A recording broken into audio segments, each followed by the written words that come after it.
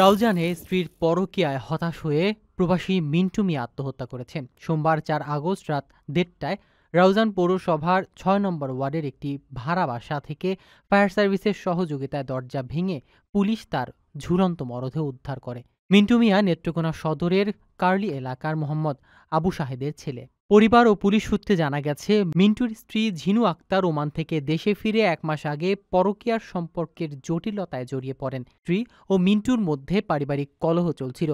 ঘটনাকালে তাদের মধ্যে তীব্র ঝগড়া হয় এবং মিন্টু নিজের মোবাইল ফোন ভেঙে ফেলে। এরপর ঘরে ঢুকে দরজা বন্ধ করে ফাঁসিতে ঝুলে আত্মহত্যা করেন। ঘটনার সময় স্ত্রী ও সন্তানরা পাশের বাড়িতে ছিলেন। মিন্টুর কিশোরী মেয়ে মোনালিসা বাবাকে ঝুলন্ত অবস্থায় দেখে চিৎকার করলে প্রতিবেশীরা পুলিশ ও ফায়ার সার্ভিসকে খবর দেন। পুলিশ ও ফায়ার সার্ভিস গিয়ে দরজা ভেঙে লাশ উদ্ধার করে থানায় নিয়ে যায়। চট্টগ্রামের রাউজান থানার ওসি মনিরুল ইসলাম ঘটনাটি নিশ্চিত করেছেন। পারিবারিক বিরোধ ও পারস্পরিক অমিলে এমন মর্মান্তিক ঘটনা ঘটেছে বলে ধারণা করা হচ্ছে। ওমানের সেরা রেট দিচ্ছে বাংলাদেশি প্রতিষ্ঠান গালফ এক্সচেঞ্জ। প্রিয়জনকে টাকা পাঠাতে আজই আসুন আমাদের যে কোনো ব্রাঞ্চে অথবা কল করুন স্ক্রিনে দেয়া নাম্বারে।